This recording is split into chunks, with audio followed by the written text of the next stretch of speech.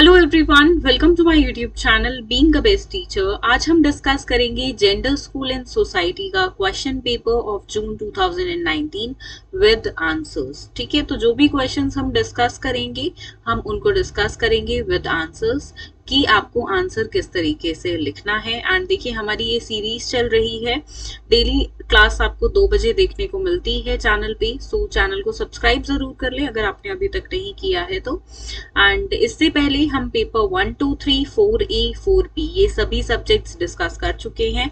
आज हमारी क्लास रहने वाली है पेपर 5B पे, that is gender school and society. ठीक है, तो आपका 1.5 घंटे का ये पेपर होता है एंड आपके 40 मार्क्स का आपका ये वाला एग्जाम रहता है। ठीक है, तो स्टार्ट करते हैं। एंड कोई भी डाउट हो तो आप कमेंट बॉक्स में लिखकर पूछ सकते हैं। And let's start with question 1। तो देखिए, यहाँ पे क्वेश्चन 1 जो आपका होता है ये कंपल्सरी होता है generally, and you have to write short notes on the following. ठीक है, तो 2 पार्ट्स हैं यहाँ पे फर्स्ट क्वेश्चन के। फर्स्ट है इसकी सोशलाइजेशन थ्योरी पे आपको शॉर्ट नोट्स लिखने हैं। सेकेंड पार्ट है कि एक्सटेंडेड फैमिली क्या होती है। देखिए, ये वाला जो सब्जेक्ट आपका है ये बहुत इजी है, एक तरह से लाइक सोशियोलॉजी का पार्ट है जितना भी ये सब्जेक्ट है। एंड देखिए, यहाँ पे अगर आप एक रीडिंग भी इस सब्जेक्ट में मार लेते हैं पूरे लाइक टॉपिक्स की, so that is very enough. मतलब आप कोर्स इजीली कर सकते हैं। सो कोशिश करें कि आप जो है इस सब्जेक्ट में ज्यादा से ज्यादा स्कोर करें, क्योंकि बहुत इजी सब्जेक्ट है और यहाँ पे आपकी परसेंटेज को आपको ज्यादा बढ़ाने के लिए आप इस सब्जेक्ट में थोड़ा सा फोकस कर लेंगे and that's very enough. Okay, so start करते हैं। Socialization theory. देखिए, सोशलाइजेशन थ्योरी पे क्वेश्चन अक्सर देखने को मिलता है। ठीक है, मतलब ये लगा लीजिए इतना इंपॉर्टेंट है ये, कभी कभी ही किसी किसी साल में स्किप होता होगा, अदरवाइज 4 मार्क्स में आए या 16 मार्क्स में आता जरूर है। यहीं पे फर्स्ट पार्ट देखिए जो आपका होता है, तो ये टोटल 8 मार्क्स का होता है, 4 और 4 लाइक इस तरीके से डिस्ट्रीब्यूशन रहता है। ठीक है, समाजीकरण की थ्योरी क्या है, सोशलाइजेशन थ्योरी क्या है। ठीक है, सोशलाइजेशन थ्योरी हमने देखिए चैनल पे ऑलरेडी की हुई है, मैं यहाँ पे प्लेलिस्ट का लिंक आपको दे रही हूँ।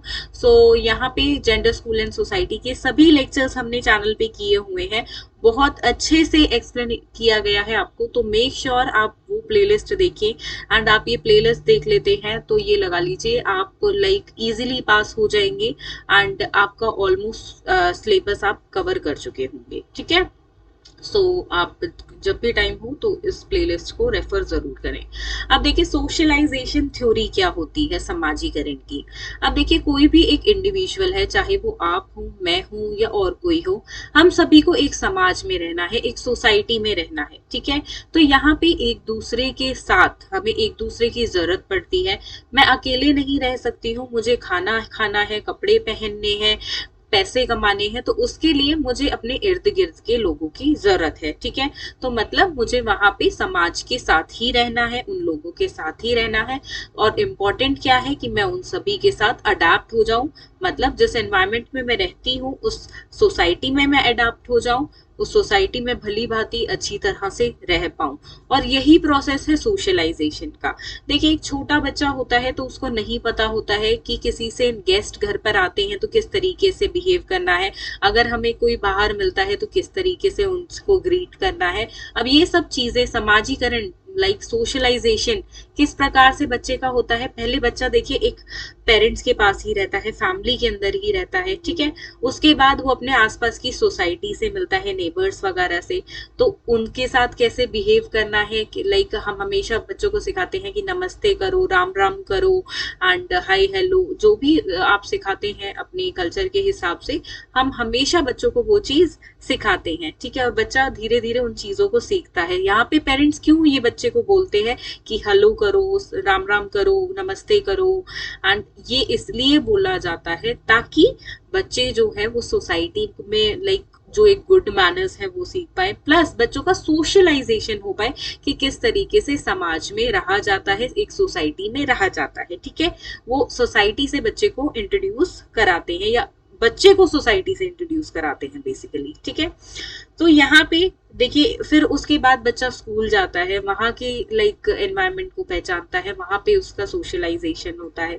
इसी प्रकार से देखिए उसकी जो दुनिया है एक छोटी सी, वो धीरे धीरे दिन प्रतिदिन बढ़ती जाती है। ठीक है, so socialization is heavily centered upon the development of concept of self. Concept of self पे क्यों है यहाँ पे, देखिए क्योंकि यहाँ पे आप अपने बारे में एक इंडिविजुअल जो है अपने आप को विस्तृत करता है। विस्तृत कैसे करता है, मतलब अपने आप को सोसाइटी में मिलाता जाता है, एडेप्ट होता जाता है। ठीक है, अब देखिए आप अपनी व्हाट्सएप की कॉन्टैक्ट लिस्ट जरूर देखिएगा। आपने जब 12th पास की होगी तो वहां पे आपकी कॉन्टैक्ट लिस्ट में जितने नंबर सेव होंगे वो थोड़े होंगे। उसके बाद आप कॉलेज गए, वो नंबर्स और इंक्रीज हुए, आपके और फ्रेंड्स बने। उसके बाद आपने अपनी हायर एजुकेशन और की, पोस्ट ग्रेजुएशन की, तो और लोग आपके साथ जुड़े होंगे। यहीं पे अगर आप अपनी बीएड कर रहे हैं तो और आपके फ्रेंड्स बने होंगे, आपकी व्हाट्सएप लिस्ट और इंक्रीज हुई। तो वहां पे आता है कॉन्टैक्ट्स में कि कितने कॉन्टैक्ट्स आपके सेव हैं। तो वो एक बार नजर डालिएगा कि पिछले साल आपके कितने थे, इस साल कितने हो गए, अगले साल कितने होंगे। तो यहाँ पे देखिए जो आपका सर्कल है वो बढ़ता जा रहा है, मतलब आप सोशलाइज दिन प्रतिदिन और आपका बढ़ता जा रहा है। ठीक है, मतलब देखिए एक छोटा बच्चा पहले उसको पास कुछ भी नहीं होता है, उसको नहीं पता सोसाइटी में कैसे रहा जाता है, किससे कैसे बात करनी है। सो वो धीरे धीरे ये चीजें सीखता है और उसका देखिए जो उसकी एनवायरमेंट है वो बढ़ती जाती है। ठीक है, यही है सोशलाइजेशन। बिल्कुल आसान से आसान शब्दों में मैंने समझाने की कोशिश की है और आप अपने शब्दों में एग्जाम में बिल्कुल लिख सकते हैं। ठीक है, this is because the most prominent theories about child development emphasis different aspects of socialization. अब देखिए यहाँ पे चाइल्ड के पर्सपेक्टिव से सोशलाइजेशन की हम बात करेंगे, प्लस सेल्फ देखिए एक इंडिविजुअल का कैसे इंक्रीज दिन प्रतिदिन बढ़ता जाता है। तो यहाँ पे देखिए एक बच्चे की बात करते हैं तो उसको कोई भी सेल्फ का अवेयरनेस नहीं होती है, बट धीरे धीरे उसमें मैं तुम ये सब बातें आती जाती हैं। एंड यहाँ पे देखिए बच्चा अपने लिए सोचने लगता है। अगर उसको आप बोलोगे कि get the 2 chocolates from shop, अगर आप उसको बोलोगे कि दुकान से जाके 2 चॉकलेट ले आए और वो लेकर आता है, या एक के फॉर एग्जाम्पल अगर आपने उसको 1 चॉकलेट के पैसे दिए हैं और आप कहते हो उसे कि अपनी सिस्टर के लिए चॉकलेट ले आओ, तो वहां पे बच्चा थोड़ा सा सेल्फ मैं उसमें आता है कि मेरे लिए इसमें क्या है। ठीक है, तो वो पूछेगा कि मेरे लिए इसमें क्या है, एंड वो चॉकलेट अपने लिए लाना चाहेगा, ना कि अपनी सिस्टर के लिए। तो यही होता है कि देखिए एक बच्चा जिसको कोई अवेयरनेस नहीं है, सोसाइटी के बारे में कुछ नहीं पता है, अपने बारे में भी नहीं पता है, और धीरे धीरे उसमें ये चीजें डेवलप होती जाती हैं। वो अपने लिए थोड़ा सा सेल्फिश हो जाता है, या सेल्फिश नहीं बोलेंगे, अपने प्रति जागरूक हो जाता है कि yes what in this for me, कि इसके अंदर इसमें पर्टिकुलरली मेरे लिए क्या है। ठीक है, तो इस तरीके से बच्चा अपने लिए उसका दिन प्रतिदिन सोसाइटी के साथ मिक्सचर बढ़ता जाता है, एंड वो एक नॉन सोशल ह्यूमन बीइंग से एक सोशल ह्यूमन बीइंग बन जाता है। ठीक है, सो ये पॉइंट्स याद रखिए आप। अब एक बच्चा क्या होता है, देखिए वो पहले कुछ भी नहीं जानता है, फिर रिश्ते बनाने सीखता है, mummy daddy and uncle aunty, then school में टीचर्स, फ्रेंड्स, बडीज क्या होते हैं। सो उसका जो धीरे धीरे देखिए उसकी जो सोसाइटी है वो विस्तृत होती जाती है, बढ़ती जाती है। ठीक है, सो यहाँ पे ये सब स्किप करेंगे एंड नेक्स्ट क्वेश्चन पे आएंगे, बी पार्ट, कि अब एक्सटेंडेड फैमिली क्या होती है। ठीक है, एक्सटेंडेड फैमिली क्या होती है। ठीक है, यहाँ पे देखिए एक बुक है हमारे पास एमडीयू और सीआरएसयू यूनिवर्सिटी के लिए, मैं यहाँ पे आपको दिखाना चाहूंगी। सो ये बुक है, इसमें आपको प्रीवियस 5 ईयर के क्वेश्चन पेपर्स मिलते हैं विद आंसर्स। लास्ट 5 इयर्स के सॉल्व्ड क्वेश्चन पेपर्स आपको इसमें मिलते हैं। सभी सब्जेक्ट्स के question papers with their answers एक ही बुक में इंक्लूडेड है। सो ये बुक आप ले सकते हैं, इस बुक में आपको सभी चीजें मिलेंगी। एंड देखिए जो लास्ट ईयर के क्वेश्चंस होते हैं वो आने वाले ईयर्स में उनके रिपीट होने के चांसेस ज्यादा होते हैं। तो ये बुक आप ऑर्डर कर सकते हैं, एवरी ईयर ये बुक अपडेटेड रहती है, specially for Maharshi Dayanand university ये बुक है। एंड देखिए आप ऑर्डर कर सकते हैं एंड डिलीवरी आपको 2 से 3 दिन में मिल जाती है, and depending upon your location. And you can order this, sales executive का नंबर मैं डिस्क्रिप्शन में दे रही हूँ, तो वहां से आप ऑर्डर कर सकते हैं। ठीक है, साथ में देखिए यहाँ पे सीआरएसयू के लिए भी बुक अपलोडेड है, एंड ये कुछ इस तरीके से बुक है। तो सीआरएसयू के स्टूडेंट्स भी बुक ले सकते हैं, लास्ट 5 ईयर के क्वेश्चंस विद देयर आंसर्स। ठीक है, तो यहाँ पे आपको आइडिया होता है इस बुक से कि किस तरीके से पर्टिकुलरली आपको आंसर लिखना होता है। ठीक है, सो देखिए you get like this material, and ये मटेरियल अगर आप कवर कर लेते हैं तो आपको पूरा आइडिया हो जाएगा कि कौन सा टॉपिक इंपॉर्टेंट है, कौन सा नहीं है, सिलेबस में से क्या काट छाट के मुझे पढ़ना है अच्छे नंबर लाने के लिए। एंड अगर आप थोड़ा ही टाइम डिवोट कर सकते हैं तो सिर्फ सेलेक्टिव स्टडी आपको कैसे करनी है, प्लस अगर आप अच्छे नंबर लाना चाहते हैं तो आप इस बुक के लिए बिल्कुल जाएं। बहुत इंपॉर्टेंट है कि आप प्रीवियस ईयर क्वेश्चन पेपर्स को देखें, प्लस आपको पता चले कि आंसर किस तरीके से लिखना है। अब देखिए, बहुत बार स्टूडेंट्स को मैंने सुना है बोलते हुए, एंड मेरे पास भी आते हैं बहुत स्टूडेंट्स कि मैम मैंने पढ़ा था बट मैं अच्छे मार्क्स नहीं ला पाया। तो अब ऑनलाइन जब एजुकेशन आई तो काफी स्टूडेंट्स ने मुझे ये चीज बोली कि मैम अच्छे मार्क्स नहीं आए। तो वहां पे उनकी आंसर शीट्स को मैंने उनको शेयर करने को बोला, आंसर शीट देखी तो देखिए उनको नॉलेज थी हर चीज की, बट वहां पे स्टूडेंट्स ने क्या किया, पैराग्राफ बनाकर लिख दिए, हेडिंग्स को हाईलाइट नहीं किया, फ्लो चार्ट का नामो निशान नहीं पूरी आंसर बुकलेट में। तो यहाँ पे देखिए एक ये चीज गलत है, this is not the way of writing. मतलब उसको नॉलेज है उस स्टूडेंट को, बट वहां पे उसका प्रेजेंटेशन का जो पॉइंट है वो वीक है। तो प्रेजेंटेशन करना नहीं आता है उस स्टूडेंट को, तो इसलिए उसको अच्छे मार्क्स नहीं मिले।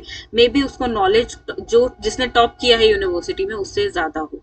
ठीक है, तो यहाँ पे प्रेजेंटेशन मोस्ट इंपॉर्टेंट है। तो इस बुक में सिर्फ वही है कि किस तरीके से आपको प्रेजेंट करना है। और इसी बुक के देखिए, इसी बुक के मैं यहाँ पे पेज नंबर दिखाऊंगी, इसी बुक का पेज नंबर 110 हम कर रही हैं, एंड इसी बुक के ही टॉपिक्स हम यहाँ पर डिस्कस कर रहे हैं जो क्वेश्चन पेपर्स हैं 2019 के बेसिकली।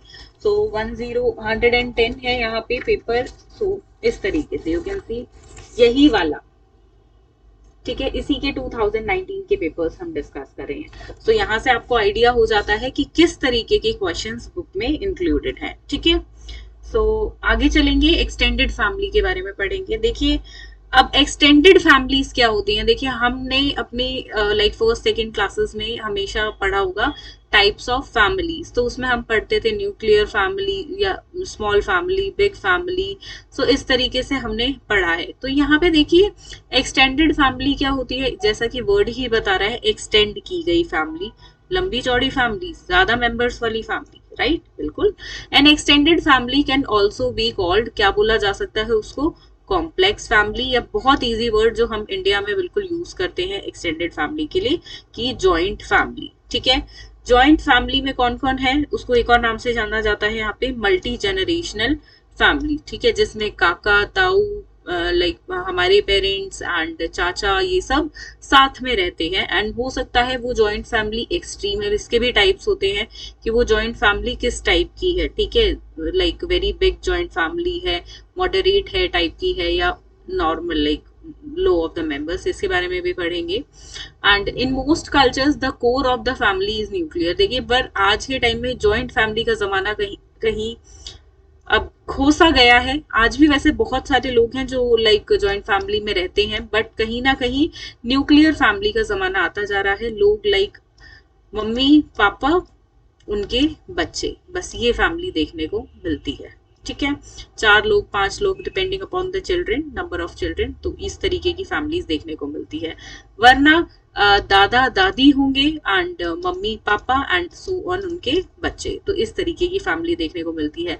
लेकिन कहीं ना कहीं जॉइंट फैमिली जिसमें पापा, उनके भाई एंड बड़े भाई हैं, कोई छोटे भाई हैं, एंड उनके बच्चे हैं, उनके बच्चे हैं, उनके बच्चे हैं, उनकी वाइफ्स हैं, एंड प्लस दादा दादी हैं। तो ये वाला जो फैमिली का कॉन्सेप्ट है ये कहीं ना कहीं अब खो सा गया है। ठीक है, the parents and their children while additional relatives. अब देखिए, यहाँ पे मैंने आपको बताया जॉइंट फैमिली क्या होती है, न्यूक्लियर फैमिली क्या होती है, आपको ये चीजें ऑलरेडी खुद भी पता है, तो यही आप इलेबोरेट करके अपने वर्ड्स में लिख दें। और बिल्कुल ये भी आप अपने आंसर में बताएं कि आज के मॉडर्न टाइम में क्या होता जा रहा है, न्यूक्लियर फैमिली का नया मॉडर्न टाइम सिस्टम आता जा रहा है, और कहीं ना कहीं जॉइंट फैमिलीज अब देखने को कम मिल रही है। ठीक है, उसके पीछे रीजंस क्या होते हैं, तो वो रीजंस भी आप बिल्कुल मेंशन कर सकते हैं। ठीक है, और यहाँ पे देखिए, अब आज की दिनचर्या कैसी हो गई है लोगों की, वर्किंग एनवायरनमेंट हो गया है, दोनों पेरेंट्स वर्किंग होते हैं, तो वो सब आपको इस आंसर में डालना है, एंड बिल्कुल फैमिली के पर्सपेक्टिव से इसको आप लिखेंगे। ठीक है, आगे रीड करते हैं। This type of family unit has multiple relatives or close friends. Other than just parents and their children. तो यहाँ पे वही बताया गया है कि एक्सटेंडेड फैमिली में क्या होता है कि जैसे कि न्यूक्लियर फैमिली में मम्मी पापा और उनके बच्चे होते हैं, तो वहां पे अदर रिलेटिव्स भी साथ में रहते हैं। देखिए आपके चाचा ताऊ जो ये है, ये आपके रिलेटिव्स ही हैं, ठीक है। रिलेटिव वर्ड्स हमें क्या लगता है कि जो हमारे साथ नहीं रहते हैं या जिनके साथ खून के रिश्ते नहीं है, वो है मे बी खून के रिश्ते नहीं, मतलब आपकी बुआ हो गई, मामा हो गई, इनको हम रिलेटिव्स में काउंट कर लेते हैं कई बार।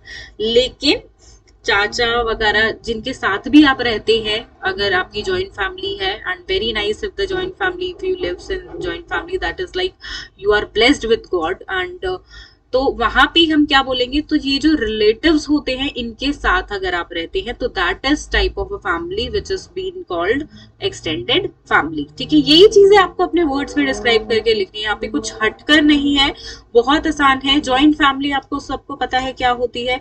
एग्जाम्पल्स आप इसमें इंक्लूड कर सकते हैं, इंडिया में किस टाइप के, लाइक पहले कैसा था, अब कैसा होता जा रहा है। सिटीज में लाइक न्यूक्लियर फैमिली ज्यादा देखने को मिलती है, विलेजेस में जॉइंट फैमिलीज होती हैं आज के टाइम में भी, एंड ज्यादा देखने को जॉइंट फैमिलीज मिलती हैं, लोग मिलजुल कर रहते हैं। तो यही सब आपको इसमें डालना है, कुछ हटकर नहीं है। आई थिंक ये topic most like easy topic है इस पर्टिकुलर आपके सब्जेक्ट का, क्योंकि देखिए ये आई थिंक आपने अपनी फर्स्ट सेकंड क्लास में ही पढ़ लिया होगा और इसको बीएड में डाल दिया गया है। इस तरीके से समझिए एंड आपको ये टॉपिक और आसान लगेगा फिर, ठीक है।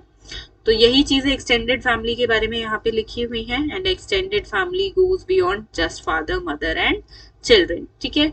अब यहाँ पे देखिए करेक्टरिस्टिक्स अगर आप इंक्लूड करना चाहते हैं, ऑल द 4 मार्क्स का क्वेश्चन है, बट अगर बाई चांस 16 मार्क्स में आ जाए, वैसे आएगा नहीं, आएगा तो मिक्स होकर आएगा, लाइक 2-3 पार्ट्स होंगे, 16 मार्क्स में आता है तो इंडिविजुअली ये क्वेश्चन नहीं आएगा।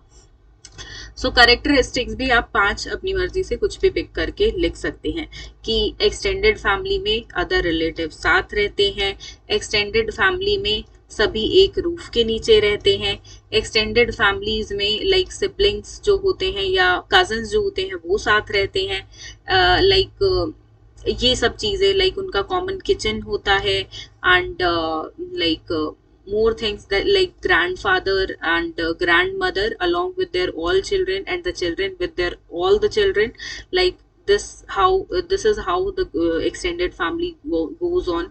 तो ये चीजें ही आपको इसमें एक्सप्लेन करनी है, ठीक है।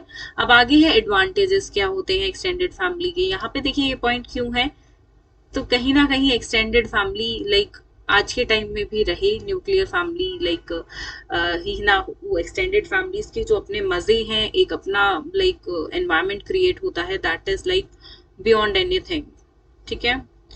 सो यहाँ पे है sources of security for members. देखिए यहाँ पे हर एक मेंबर सिक्योर फील करता है। अब देखिए अब हम देखते हैं आज के टाइम में चोरियां ज्यादा हो रही हैं एंड क्राइम ज्यादा फैल रहा है। क्यों? क्योंकि यहाँ पे देखिए जो 4 बंदे एक साथ रहते हैं, न्यूक्लियर फैमिली है, तो वहीं पे कहीं ना कहीं बट सा गया है। अब वो देखिए एकता में ही बल है, हमेशा बोला जाता है। जब कई सारे लोग इकट्ठे रहते हैं, कभी किसी को मुसीबत आई तो किसी और ने संभाल लिया, कभी किसी को आई तो किसी और ने संभाल लिया, तो ये चीजें चलती हैं, ठीक है। तो एक दूसरे को लोग संभालने के लिए होते हैं, एक दूसरे की सिक्योरिटी करने के लिए होते हैं, एक दूसरे के साथ खड़े होने के लिए होते हैं, चाहे खुशी हो या कोई गम हो। तो इस तरीके से जो सिक्योरिटी होती है मेंबर्स की, वो एक दूसरे पर निर्भर करती है, और इसी तरीके से एक इंडिविजुअल की जो उस फैमिली में रहते हैं उनकी सिक्योरिटी कहीं ना कहीं बढ़ जाती है, ठीक है। बिल्कुल सही बात है। एंड ये देखिए हमने एक्सपीरियंस भी किया हुआ है, आपने, मैंने, हम सब ने एक्सपीरियंस किया है।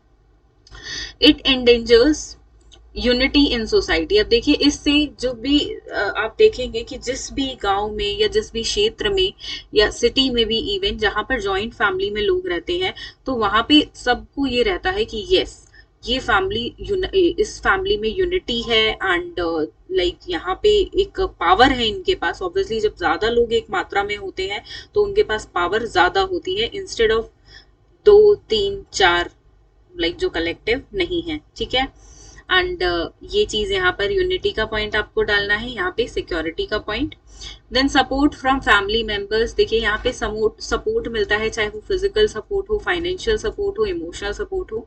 तो यहाँ पे आप मेंशन करेंगे सिर्फ फाइनेंशियल और इमोशनल सपोर्ट, और इसका एक एक एग्जांपल डाल दें कि किसी को अगर फाइनेंशियल क्राइसिस होते हैं तो other family members can like उनको संभाल सकते हैं, एक सपोर्ट दे सकते हैं। वहीं पे इमोशनल सपोर्ट मिलता है, and which is very important for every human being, ठीक है।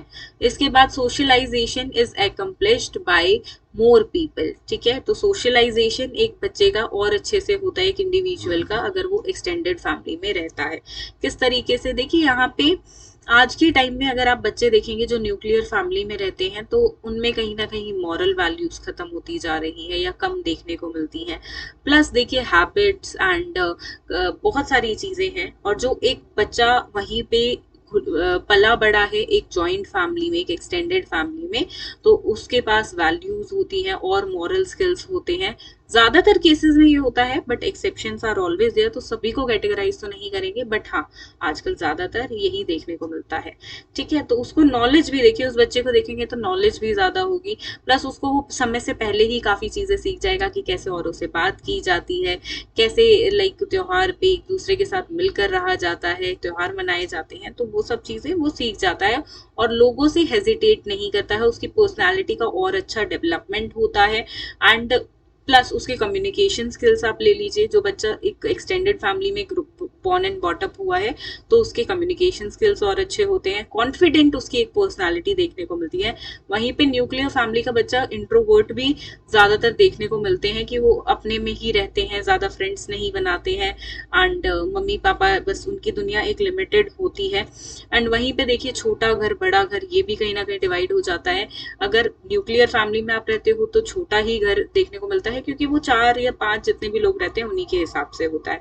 वहीं पे अब एक जॉइंट फैमिली में एक्सटेंडेड फैमिली में बड़े घर होते हैं, तो बच्चों को देखिए और ज्यादा सोशलाइज होने का मौका मिलता है और उनके लिए अपॉर्चुनिटीज भी डेवलप होती हैं, ठीक है। तो यही सब पॉइंट्स आपको इसमें डालने हैं, ठीक है। अब डिसएडवांटेजेस क्या है एक्सटेंडेड फैमिली के, देखिए सम फैमिली मेंबर्स में भी लेजी, हो सकता है कुछ फैमिली मेंबर्स लेजी हो सकता है कुछ आपका फायदा उठाएं, हो सकता है कि आपकी पर्सनल लाइफ में इंटरफेयर करें, हो सकता है कि आप पे लाइक अपने जो चीजें हैं वो थोप दें, अपने डिसीजंस थोप दें, हो सकता है वो आपको लाइफ में मिसलीड कर दे, हो सकता है कोई उस पर्टिकुलर एक्सटेंडेड फैमिली में एक जना लीडरशिप उसके हाथ में हो, लीडर का रोल प्ले करे और आपको लाइक कहीं ना कहीं दबाए, ठीक है।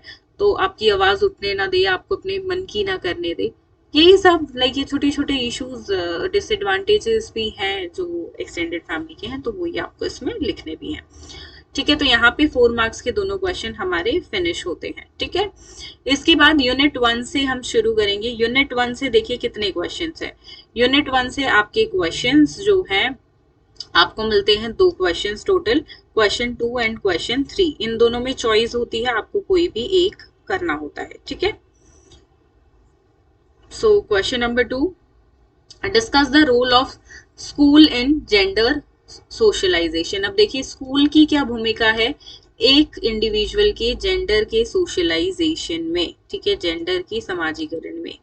बहुत ब्रीफ से समझेंगे, बहुत इंटरेस्टिंग टॉपिक है and trust me this subject is very easy, बहुत इजी सब्जेक्ट है। अगर आप अपनी परसेंटेज बढ़ाना चाहते हैं तो बिल्कुल इस सब्जेक्ट को थोड़ा अच्छे से कर लो, आपकी परसेंटेज बिल्कुल बढ़ जाएगी। कम मेहनत में आपको लाइक ज्यादा मार्क्स इस सब्जेक्ट में मिल सकते हैं, जबकि अदर सब्जेक्ट जो है उनमें थोड़ी सी ज्यादा मेहनत करनी पड़ती है। तो आपके बीएड सेकेंड ईयर का one of the easiest subject ये है, ठीक है। अगर आप चाहें तो 2 दिन में भी इस पूरे कोर्स को कवर कर सकते हैं। अगर सेलेक्टिव स्टडी आप कर रही हैं 1 दिन में आप ये सब्जेक्ट डेफिनेटली कर लेंगे।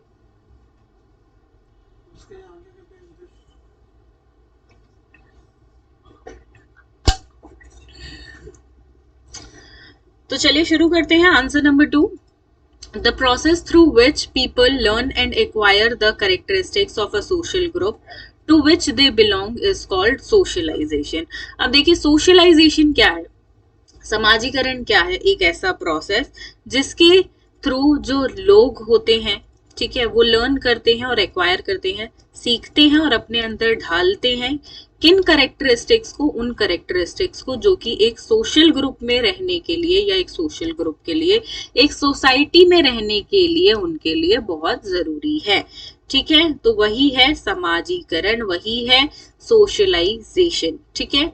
The socialization of individuals enables the preservation and suitability of the characteristics, value and social norms because these are taught and transmitted from one generation to another. देखिए, एक सोशलाइजेशन का प्रोसेस एक individual को ये सिखाता है कि सोसाइटी में रहने के लिए क्या नॉर्म्स जरूरी है, क्या बातों का ध्यान रखना है, क्या नहीं, किस तरह से लोगों के साथ इंटरेक्ट होना है, क्या चीज सोसाइटी में एक्सेप्टेबल है, क्या नहीं है, कौन सा बिहेवियर एक्सेप्ट करेगी सोसाइटी, कौन सा नहीं करेगा। फॉर एग्जाम्पल देखिए, अब छोटा बच्चा होता है, वो रोता है हर चीज के लिए, कहीं पे भी रोने लग जाएगा, या आप देखेंगे कि उसके पास लाइक बेसिक मैनर्स या हैबिट्स उसमें डेवलप नहीं हुई होती है, लेकिन जैसे जैसे उसका समाजीकरण होता है तो वो सब चीजें उसके अंदर इंक्लूड हो जाती हैं। कैसे? वो ये सीखता है कि हाँ, ये बिहेवियर सोसाइटी मेरा एक्सेप्ट करेगी और ये बिहेवियर नहीं करेगी, अगर मैंने ये बिहेवियर किया तो मुझे पनिशमेंट मिल सकती है। अब यहीं पे देखिए, बच्चा सीखता है कि अगर स्कूल में लाइक हम देखते हैं प्राइमरी क्लासेस में क्या होता है, जो प्राइमरी टीचर्स हैं उनको बिल्कुल ये चीज पता होगी कि जब बच्चे लड़ते हैं, लाइक बच्चों की बहुत शिकायत होती है कि इसने मुझे मारा, मैंने उसको मारा, ठीक है, या उसने, दोनों एक दूसरे पे लाइक ब्लेम करते हैं कि इसने मुझे मारा, इसने मुझे मारा। तो वहां पे उन दोनों बच्चों को, ठीक है, समय के साथ ये पता चलता है, समाजीकरण के प्रोसेस से ये पता चलता है कि मैंने अगर इसको मारा या मैंने इसको मारा तो वहां पे मुझे पनिशमेंट मिलेगी। मे बी स्कूल मुझ पे फाइन लगाए, मे बी दूसरे बच्चे के पेरेंट्स आकर स्कूल में कंप्लेन करें मेरी, मे बी मेरे पेरेंट्स को बुलाया जाए, तो ये बिहेवियर मेरा एक्सेप्टेबल नहीं होगा। मुझे अधिकार नहीं है किसी को मारने का, किसी की पिटाई करने का। तो वो ये चीज सीखेगा, ठीक है, और वो अपना ये बिहेवियर जैसे जैसे बड़ा होता है छोड़ देता है। अनदर एग्जाम्पल यहाँ पे मैं आपको देती हूँ। अगर एक बच्चा मार्केट जाता है तो उसको जो भी चीज पसंद आती है वो लेना चाहता है, और वहां पे वो रोने लग जाता है कि मुझे ये चीज दिलाओ, जो भी उसको पसंद आती है चीज। फॉर एग्जाम्पल उसको कोई खिलौना पसंद आया है, वहीं पे मार्केट में वो बच्चे सीन क्रिएट कर देते हैं, नहीं मुझे ये दिलाओ, रोने लग जाते हैं या नाराज हो जाते हैं या बात नहीं करते हैं, खाना नहीं खाते हैं। बट वहां पे ही जैसे जैसे वो बच्चा सोसाइटी में रहना सीखता है, सोसाइटी में धीरे धीरे ढल जाता है, और उसको क्या पता चलता है, उसको ये पता चलता है कि मेरा ये बिहेवियर सोसाइटी एक्सेप्ट नहीं करेगी, कि मैं कहीं पर भी रोने लग जाऊं, क्या करने लग जाऊं। सो यहाँ पे मुझे देखना पड़ेगा मेरे पेरेंट्स मुझे क्या दिला सकते हैं, क्या नहीं, और उससे भी इम्पोर्टेंट कि मुझे किस चीज की आवश्यकता है, जरूरत है, और किसकी नहीं है। ठीक है, आगे बढ़ेंगे। The gender equality is a value of socialization. ठीक है, जेंडर इक्वालिटी एक सोशलाइजेशन का बहुत महत्वपूर्ण हिस्सा है। Gender socialization begins before the child come to life. अब देखिए, जेंडर सोशलाइजेशन हमारा कैसे हो जाता है कि जेंडर के लिए एक फीलिंग, एक बिहेवियर, कुछ भी आप बोल सकते हैं, there are the things, and we all know that boys, girls and transgender, they all are different from each other on the basis of really most of the things, and you can read it over here. The gender socialization begins before the child come to life. ठीक है, एक gender like लड़का है लड़की है, वो गर्भ में ही पता चल जाता है, और गर्भ में ही वो चीज स्टार्ट हो जाती है, depending upon the like particular features, and like x x से वो बना है, एक्स वाई से बना है। तो वो चीज देखिए, लाइफ जैसे ही बिगिन हुई, मतलब माँ के पेट के अंदर ही, गर्भ के अंदर ही, तो वहीं पे ही एक इंडिविजुअल जेंडर उसका फॉर्म हो जाता है। ठीक है, एंड देखिए, जेंडर सोशलाइजेशन की बात करें, मैं आपको बिल्कुल सिंपल शब्दों में समझाती हूँ, आपको पढ़ने की भी यहाँ पे जरूरत नहीं पड़ेगी। जेंडर सोशलाइजेशन मतलब लड़का है तो लड़के की तरह उसका समाजीकरण होगा, लड़की है तो लड़की की तरह समाजीकरण होगा। किस तरह से? लड़के के लिए देखिए हम क्या करते हैं, पेरेंट्स भी हैं, सोसाइटी है, रिलेटिव्स हैं, स्कूल है, किसी भी कोई भी चीज लगा लो, हर पॉइंट से मैं आपको बताती हूँ। And I am very into this thing, and I have done my like masters from sociology, so like I have study all these topics in very detail, so I am telling you from like a very in depth study कि देखिए, gender socialisation में क्या है। For example, एक लड़की है, ठीक है, बचपन से ही उसको लड़कियों जैसे कपड़े पहनाए जाएंगे, उसको स्कर्ट पहनाई जाएगी, फ्रॉक पहनाया जाएगा, उसको पिंक कलर के कपड़े पहनाए जाएंगे। ठीक है, वहीं पे एक लड़का है, वो कौन हुआ है, उसको ब्लू कपड़े पहनाए जाएंगे, उसको निकर टी शर्ट पहनाया जाएगा, शॉर्ट्स एंड टी शर्ट्स पहनाए जाएंगे। ठीक है, एंड उसको लाइक जीन्स पैंट ये सब पहनाया जाएगा। ठीक है, बॉयज वाले। ठीक है, वहीं पे लड़कियों की जीन्स, लड़कियों भी जीन्स पहनती है बट उनकी अलग टाइप की हो गई। ठीक है, तो ये चीजें यहाँ पे ड्रेस में, उनके कलर्स में जेंडर सोशलाइजेशन हुआ। ठीक है, अब ज्यादातर लड़कियों को पसंद पिंक कलर होता है, तो देखिए आपके मन में अगर जिन भी लड़कियों को पिंक कलर पसंद आया तो वो डाला किसने, लाइक उनको बाय नेचर गॉड ने तो ये चीज भेजी नहीं है कि भाई तुम लड़की हो तो तुम्हें पिंक ही कलर पसंद होना चाहिए, बट ये कहीं ना कहीं पेरेंट्स के द्वारा या टीवी में वो लोग देखकर या फोन में देखकर ये उनके दिमाग में आ जाता है, या स्टोरीज में देखकर या बारबी सिंड्रेला इनको देखकर कि हाँ मैं लड़की हूँ तो पिंक कलर लड़कियों का फेवरेट होता है, मुझे भी अच्छा लगता है। वहीं पे ब्लू कलर के लिए ऐसे ही बॉयज के अंदर आ जाता है। तो इस तरीके से क्या हुआ, यहाँ पे कलर के बेसिस पे कर दिया सोशलाइजेशन, कपड़ों के बेसिस पे कर दिया सोशलाइजेशन, और चीजों पे आते हैं यहाँ पे बिहेव। अब देखिए लड़कियां हैं तो आप शाय होंगे, आप शर्माओगे, ठीक है, आपको बड़े बाल रखने हैं। वहीं पे लड़का है तो आपको शॉर्ट हेयर कट रखना है एंड आपको लाइक लड़कों की तरह बिहेव करना है, तो वो बिहेवियर वाइज भी सिखा दिया जाता है। लड़कों को अक्सर बोला जाता है पेरेंट्स के द्वारा तुम लड़के हो और क्या लड़कियों की तरह रो रहे हो। क्यों बोला जाता है, जिसकी जरूरत नहीं है। तो देखिए यहाँ पे करा किसने ये जेंडर का सोशलाइजेशन, पेरेंट्स ने किया, सोसाइटी ने किया, रिलेटिव्स ने किया, नेबरहुड ने किया है एंड टीचर्स ने कर दिया, स्कूल में कर दिया। तो यही टीचर्स के द्वारा भी स्कूल में बोल दिया जाता है कि लड़के हो तुम रो क्यों रहे हो।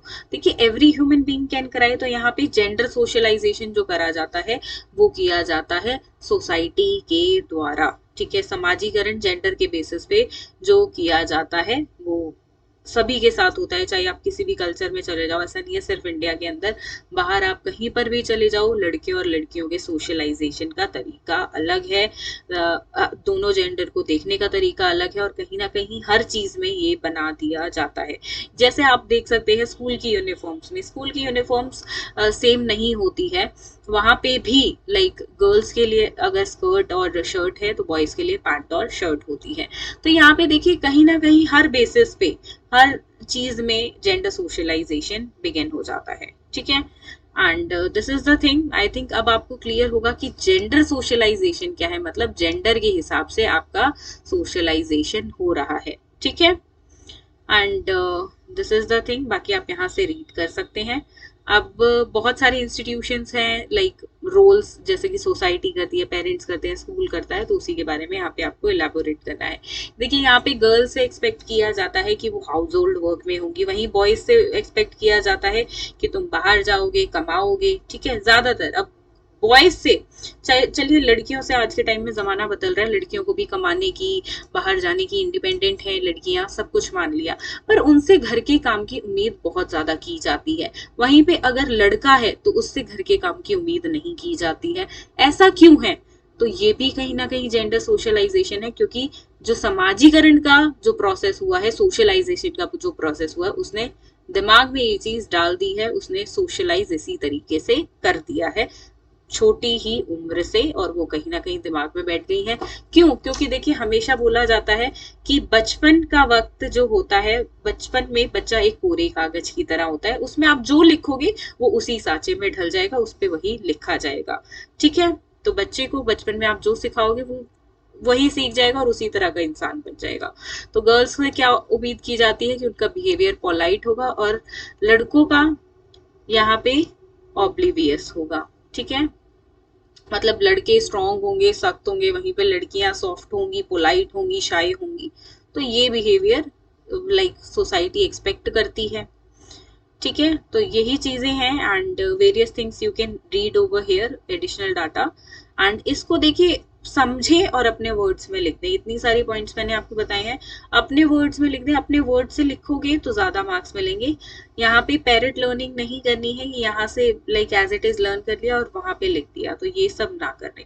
ठीक है, सो ये हो गया जेंडर सोशलाइजेशन के बारे में। सो अब आएंगे क्वेश्चन नंबर 3 पे, जो चॉइस में है यूनिट 1 में, कि explain the term patriarchy, what are the characteristics of patriarchal society या सिस्टम। ठीक है, पेट्रियार्की और पेट्रियार्किकल दोनों सेम है, कंफ्यूज नहीं होना है कि दोनों अलग हैं, इसमें कुछ पूछा है, इसमें कुछ ऐसा कुछ नहीं है। पेट्रियार्की का मीनिंग पूछा है बेसिकली, और उसके कैरेक्टरिस्टिक्स, इसके साथ अगर आप कुछ एडिशनल इंफॉर्मेशन भी डालना चाहते हैं लाइक एडवांटेज क्या है, डिसएडवांटेज क्या है इस पेट्रियार्की सोसाइटी के, तो वो भी आप डाल सकते हैं। हिंदी में इसको बोला जाता है पितृसत्ता। अब इसी का अपोजिट क्या होता है, मैट्रियार्की, मातृसत्ता। यहाँ पे मैं आई बटन आपको दे रही हूँ, मैंने ये टॉपिक बहुत अच्छे से एक्सप्लेन किया हुआ है एंड आप एक बार ये वीडियो देख लोगे, ये टॉपिक आपको लाइफ टाइम याद रहेगा, इस चीज की मैं गारंटी लेती हूँ। ये वीडियो आप जरूर देखें, ठीक है। फिर भी इन शॉर्ट हम डिस्कस करेंगे बिकॉज हम क्वेश्चन पेपर्स की सॉल्व सीरीज कर रहे हैं। पैट्रियार्की सोसाइटी होती है पितृसत्ता की सोसाइटी, जिसमें देखिए सारी पावर, चाहे वो अथॉरिटी की पावर हो, चाहे वो सोसाइटी की पावर हो, चाहे वो प्रॉपर्टी की पावर हो, हर चीज का, डिसीजन का, हर चीज का हक है सिर्फ पुरुष को, ठीक है। ये पुरुष के इर्द गिर्द घूमने वाली सोसाइटी है, पुरुष के लिए बनी सोसाइटी है, पुरुष के लिए ही इस सोसाइटी में सब कुछ होगा। और यहाँ पे डोमिनेट कौन होगी या सेवा कौन करेगी पुरुष की, वो करेगी लड़कियां, ठीक है, वो करेगी औरत। तो यहाँ पे पेट्रियार्की सोसाइटी इस तरीके की सोसाइटी होती है, जहां पर आदमी जो होता है वो घर के बाहर जाएगा, काम करेगा, वहीं पे लड़कियां आदमियों को सर्व करने के लिए बनी होती है कि वो सिर्फ आदमियों की देखभाल करेंगी, अपने घर परिवार की देखभाल करेंगी, बच्चों को जन्म देंगी, हाउस होल्ड वर्क्स में होंगी। तो उनका काम सिर्फ ये होता है, household activities, giving birth to the children, taking care of the children, taking care of the husband. उनके नाम पे ना कोई प्रॉपर्टी होती है।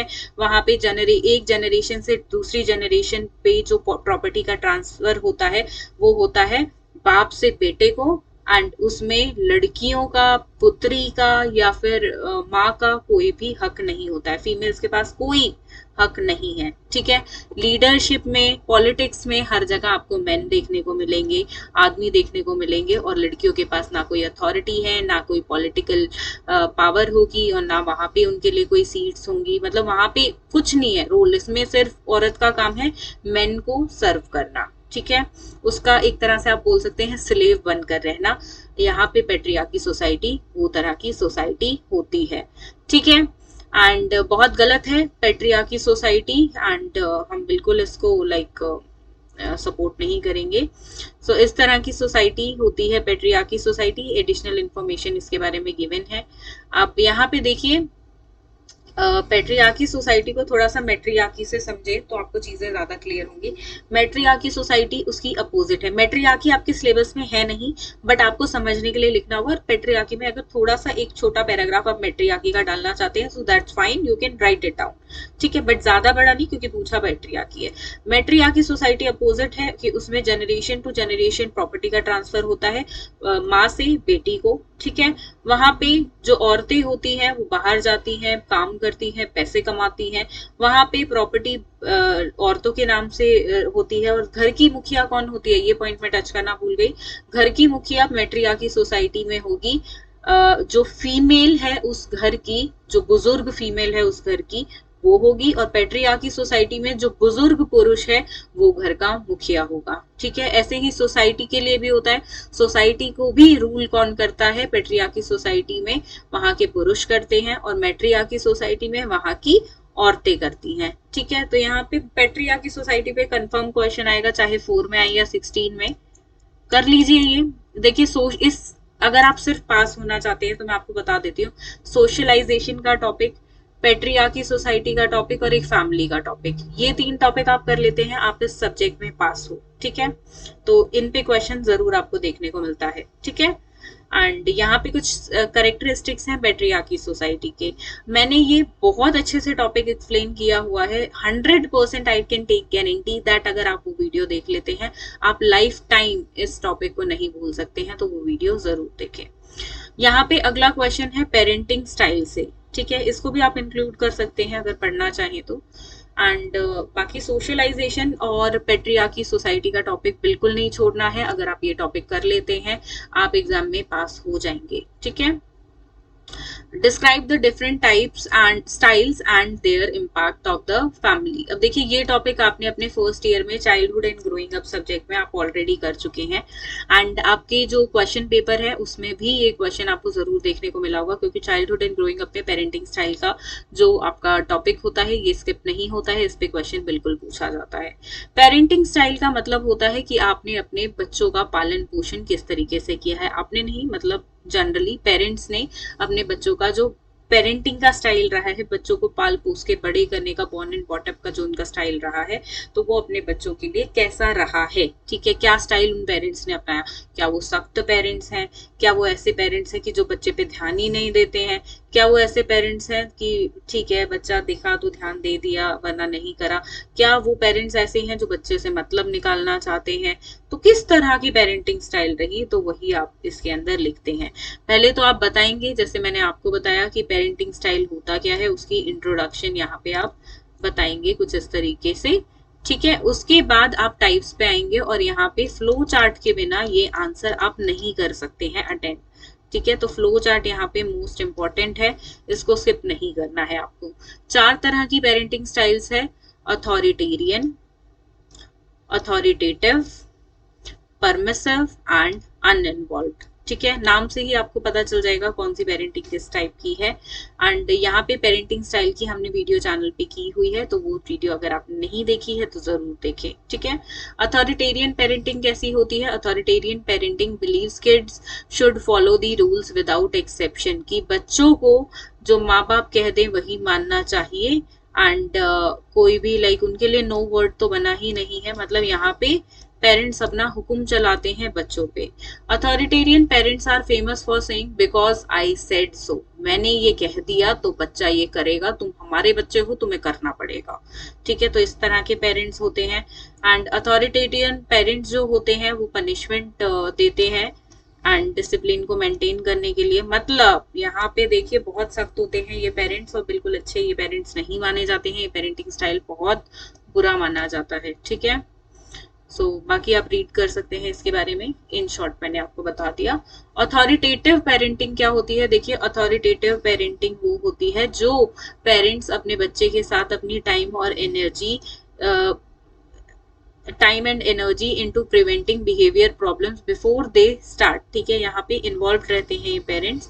They also use positive discipline strategies, यहाँ पे जो पेरेंट्स होते हैं ये पॉजिटिव डिसिप्लिन स्ट्रैटेजीज अपनाते हैं कि बच्चे को उनके अच्छे बिहेवियर के लिए चॉकलेट दे दिया, कुछ प्रेज कर दिया, और जो उनका बैड बिहेवियर हुआ उसके लिए छोटी सी पनिशमेंट दे दी, या उनको समझाया, पॉजिटिवली समझाया, मतलब पॉजिटिव डिसिप्लिन स्ट्रैटेजीज ये लोग अपनाते हैं। ऐसा नहीं है कि बच्चे को मार रहे हैं या उसको सख्त सजा दे रहे हैं, आज तुम्हें खाना नहीं मिलेगा अगर तुमने ये पनिशमेंट मिलेगी तुम्हें, मतलब पनिशमेंट के रूप में खाना नहीं दिया उसको एक दिन, या कोई भी आप लगा सकते हैं। इतने सख्त पेरेंट्स होते हैं ये वाले अथॉरिटेरियन, लेकिन अथॉरिटेटिव पेरेंट्स अच्छे होते हैं, ठीक है। Children raised without authoritative discipline tend to be happy and successful, तो ये बच्चे कैसे होते हैं, हैप्पी एंड सक्सेसफुल। वहीं पे जो ऊपर वाले बच्चे थे वो होते थे एग्रेसिव, ये एग्रेसिव रहते हैं, चिड़चिड़े रहते हैं, इनको पसंद नहीं आता है, सबसे गंदे से बात करते हैं, रूड बिहेवियर शो करते हैं। वहीं पे अथॉरिटेटिव पेरेंटिंग के जो बच्चे होते हैं वो हैप्पी, सक्सेसफुल, अच्छा फील करते हैं, इस तरीके से समझिए। अब परमिसिव पेरेंटिंग पे आते हैं कि परमिसिव पेरेंटिंग क्या है। Permissive parents usually take on more of a friend role than a parent role, तो देखिए यहाँ पे परमिसिव पेरेंट बच्चे के फ्रेंड बन जाते हैं पेरेंट से ज्यादा, ठीक है। फ्रेंडली पेरेंट्स होते हैं ये, इन शॉर्ट आज के टाइम में बोला जाए तो।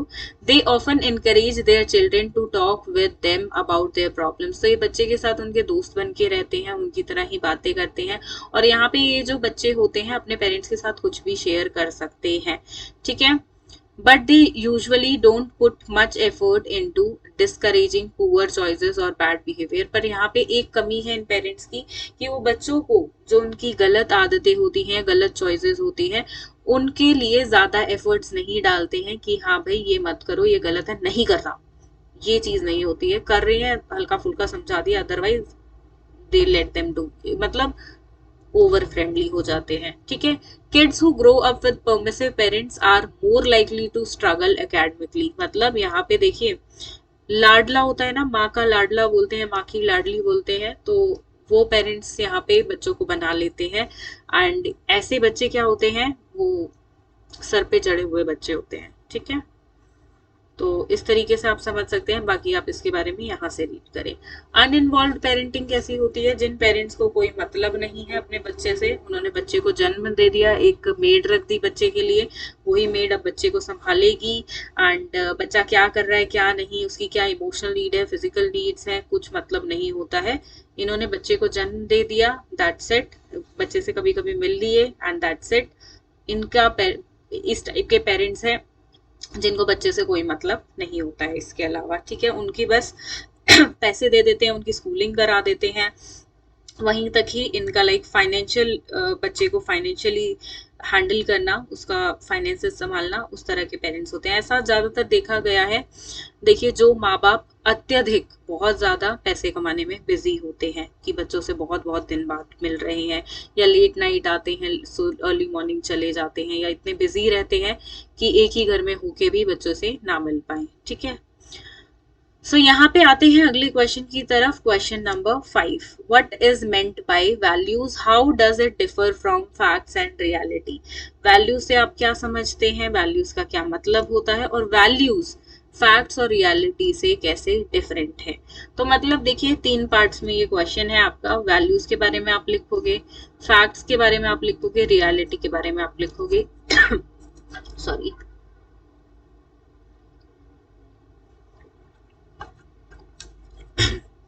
इन तीनों के बारे में आपको लिखना है। लेकिन जब आप फैक्ट्स और रियलिटी के बारे में लिखोगे, आपको इसमें ये बताते हुए चलना है साथ में इनकी इंट्रोडक्शन के कि ये वैल्यू से अलग कैसे हैं, ठीक है। थोड़ा सा कंपेयर करते हुए चलेंगे। सो पहले है वैल्यूज के बारे में। Generally value has been taken to mean moral ideas, general conception और ओरिएंटेशन टुवर्ड्स द वर्ल्ड, और sometimes simply interest, attitudes, preferences. तो पहले आप यहाँ पे डिस्क्राइब करेंगे वैल्यूज को, देन वैल्यूज के कैरेक्टरिस्टिक्स लिखेंगे कुछ इस तरीके से, एंड टाइप्स लिखेंगे वैल्यूज के, फंक्शंस लिख सकते हैं वैल्यूज के, वरना इसको स्किप भी कर सकते हैं, अदरवाइज क्वेश्चन बहुत बड़ा हो जाएगा जनरली। एंड फैक्ट के बारे में लिखेंगे कुछ इस तरीके से, फिर फैक्ट क्या होते हैं और किस तरीके से वैल्यू से डिफरेंट है वो रिलेट करते हुए, ठीक है। एंड फैक्ट वैल्यू इसकी जरूरत नहीं है, ये एडिशनल इंफॉर्मेशन है, इसको मत लिखना। एंड कुछ इस तरीके से फिर लिखना है आपको रियलिटी के बारे में, एंड रियलिटी के टाइप्स इस तरीके से आप लिखोगे, ठीक है। रियलिटी के टाइप्स बताए और साथ में आप उसको कैसे वैल्यू से अलग है वो बताते हुए चलोगे, ठीक है। ऑटोमेटिकली वो आप मीनिंग और टाइप्स, कैरेक्टरिस्टिक्स ये सब बताते हो तो वो ऑलरेडी क्लियर हो भी जाता है, ठीक है। तो ये है जेंडर, स्कूल एंड सोसाइटी का क्वेश्चन पेपर। थोड़ा सा डिस्कस कर लेते हैं, इस आंसर को छोड़ेंगे नहीं बिल्कुल भी, ठीक है। तो वैल्यूज क्या होते हैं? वैल्यूज देखिए हमारे अंदर होते हैं। अभी हम कई बार बोलते हैं जो बच्चे अच्छा बिहेवियर शो नहीं करते हैं या गंदे से बैड मैनर्स होते हैं, तो जनरली उनको बोल देते हैं तुम्हारे अंदर कोई वैल्यूज नहीं है, you are not a good baby, you are not a good child, ऐसे करके हम बोल देते हैं। वैल्यूज देखिए क्यों इंपॉर्टेंट होती है एक इंडिविजुअल में, और क्यों मॉरल वैल्यूज को भी एज अ सब्जेक्ट स्कूल में पढ़ाया जाता है, ठीक है। तो यहाँ पे देखिए क्रिश्चियन स्कूल्स में वैल्यूज पे बहुत ध्यान दिया जाता है, मॉरल वैल्यूज का एक अलग से सब्जेक्ट होता है जिसके लिए अच्छे से टाइम डिवोट किया जाता है। वहीं पे हर स्कूल में होता है, बट क्रिश्चियन स्कूल्स का मैं एग्जांपल इसलिए दे रही हूँ, वहाँ पे कुछ ज्यादा ही लाइक मॉरल वैल्यूज पे ध्यान दिया जाता है बच्चों की। एंड देखिए ये जरूरी क्यों है? ये जरूरी इसलिए है कि एक सोसाइटी में फिट होने के लिए वैल्यूज बहुत इंपॉर्टेंट है, कि एक सोसाइटी में रहने के लिए, एक सभ्य इंसान बनने के लिए, एक सोशल बीइंग बनने के लिए, एक गुड इंडिविजुअल बनने के लिए हर एक इंडिविजुअल में वैल्यूज का होना बहुत जरूरी है।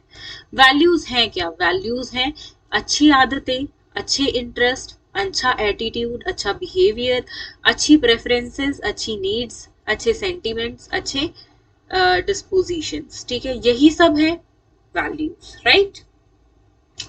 प्लस ये होना कि क्या सही है क्या गलत है, क्या अच्छा है क्या बुरा है, वो चीज, ठीक है। तो वही वैल्यूज है। एंड देखिए हर कल्चर में वैल्यूज पे इफ लाइक बहुत बल दिया जाता है, आप किसी भी कल्चर पे देखोगे। And these values are collective conceptions of what is considered good, desirable and proper, और bad, undesirable and improper in a culture, ठीक है। तो इसी हिसाब से यहाँ पे आगे डिस्क्रिप्शन दी हुई है। एंड देखिए मैं बुक के लिए अगेन आपको बोलूंगी कि आप बुक लें, उसमें आपको 2019 के उससे प्रीवियस ईयर्स के question papers with their solutions मिलेंगे। एंड हर साल ये बुक अपडेट रहती है, एवरी ईयर ऐड होते जाते हैं आपके question papers with answers. So MDO students ले सकते हैं, सीआरएसयू के लिए भी अवेलेबल है, तो आप ये बुक ले सकते हैं। एंड इस तरीके से आपको इसमें ज्यादा अच्छे से मटेरियल मिलेगा एंड ज्यादा अच्छे से लाइक हर एक चीज पे वीडियो बनानी पॉसिबल नहीं है, ऑल्दो वी विल ट्राई कि 2019 और 18 को हम कवर कर ले, बिकॉज बहुत सारे स्टूडेंट्स ने बोला था कि मैम 2019 के बाद भी 2018 की सीरीज को कंटिन्यू किया जाए। तो बिल्कुल कोशिश रहेगी कि हम टाइमली वो भी करें 2018 के क्वेश्चन पेपर्स डिस्कस। बट तब तक के लिए आप इस बुक के लाइक ऑप्शन को अपना सकते हैं एंड डिस्क्रिप्शन बॉक्स में आपको लिंक मिल जाएगा that how you can order this book. So आज की क्लास को करते हैं यहीं पे ओवर। एंड कुछ समझ नहीं आया हो, कोई डाउट हो तो आप कमेंट बॉक्स में लिखकर पूछ सकते हैं। साथ में इस पेपर का पीडीएफ आपको मिल जाएगा डिस्क्रिप्शन बॉक्स में, अगर आप पीडीएफ डाउनलोड करना चाहते हैं तो वहां से डाउनलोड कर सकते हैं।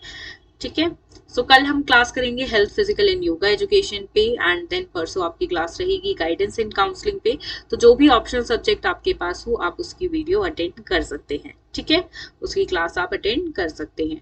So thank you for watching this video and do share this video with your friends and subscribe to this YouTube channel which is being a best teacher. Thank you.